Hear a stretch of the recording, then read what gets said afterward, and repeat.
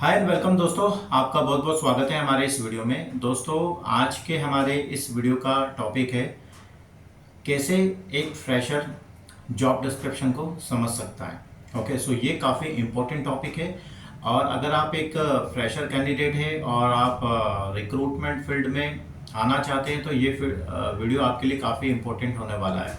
So friends, अगर आप एक फ्रेशर कैंडिडेट हैं जो कि एक रिक्रूटर बनना चाहता है या फिर एक यूएसआईटी रिक्रूटर बनना चाहता है या फिर एक टेक्निकल रिक्रूटर बनना चाहता है या फिर आप आईटी रिक्रूटर बनना चाहते हैं या फार्मास्यूटिकल रिक्रूटर बनना चाहते हैं या हेल्थ केयर रिक्रूटर बनना चाहते हैं या नॉन आईटी रिक्रूटर बनना चाहते हैं या इंजीनियर रिक्रूटर बनना चाहते हैं या ओपीटी रिक्रूटर बनना चाहते हैं, एक्स वाई जेड, तो ये वीडियो आपके लिए काफ़ी इम्पोर्टेंट है।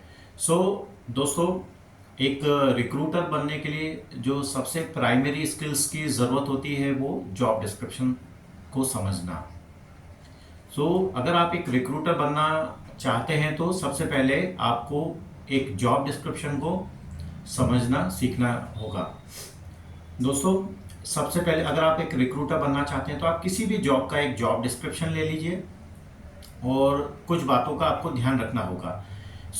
मान लीजिए आप एक आपके पास एक जावा डेवलपर का एक जॉब डिस्क्रिप्शन है।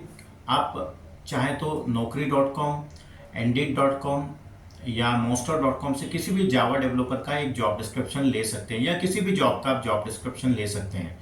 सबसे पहले तो आपको किसी भी जॉब का एक जॉब डिस्क्रिप्शन लेना है। मान लीजिए हमने जावा डेवलपर का एक जॉब डिस्क्रिप्शन ले लिया है।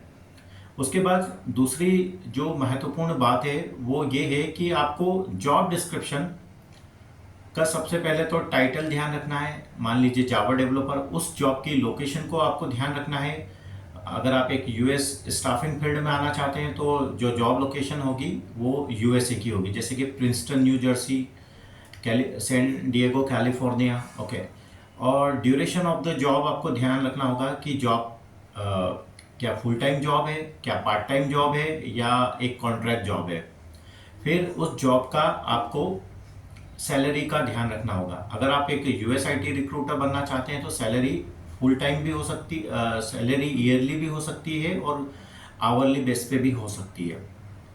अगर हम इंडिया की बात करें तो सैलरी फुल टाइम होगी, मंथली बेस पे होगी। ओके, नंबर 2 बात को ध्यान रखने के बाद job description, job location, duration of the job, पे रेट और क्लाइंट। ओके, आपको जब भी आपको जॉब डिस्क्रिप्शन पढ़ना है तो सबसे पहले आपको ध्यान रखना है जॉब का टाइटल क्या है, जॉब का लोकेशन क्या है, जॉब का क्लाइंट कौन सा है, जॉब पे कितना सैलरी या पे रेट है, इसके बाद जॉब का ड्यूरेशन क्या है।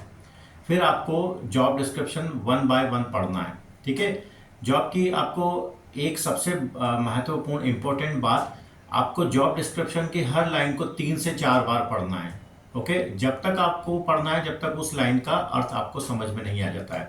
ठीक है, आपको जॉब डिस्क्रिप्शन की हर एक लाइन को 3 से 4 बार पढ़ना है, या अगर आपको कोई लाइन समझ में नहीं आती है तो उस लाइन को आपको बार बार पढ़ना है। ठीक है, मान लीजिए आप किसी लाइन को पढ़ रहे हैं तो उसमें अगर कोई भी ऐसी टेक्निकल स्किल्स मिलती है या ऐसी कोई स्किल्स मिलती है आपको जिसको कि जो कि किसी भी कैंडिडेट में होना चाहिए, या क्लाइंट्स जॉब डिस्क्रिप्शन के माध्यम से एक ऐसा कैंडिडेट ढूंढ रहा है या सर्च कर रहा है जिसमें कि वो स्किल्स होना चाहिए, तो आपको सबसे पहले आपको जॉब डिस्क्रिप्शन को 2-3 बार पढ़ना है और जो भी स्किल्स उस लाइन में मेंशन हो उसे आपको हाईलाइट कर लेना है। मान लीजिए जॉब डिस्क्रिप्शन में क्लाइंट ने लिखा है we need someone who have experience in Java।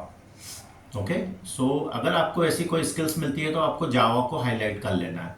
इसके बाद आपको दूसरी लाइन पढ़ना है और दूसरी लाइन में भी अगर ऐसी कोई स्किल्स मिलती है कि जो कि कैंडिडेट में होना चाहिए, जैसे कि we need someone who have और candidate must have experience in spring और स्ट्रट्स, तो स्प्रिंग और स्ट्रट्स को आपको हाईलाइट कर लेना है।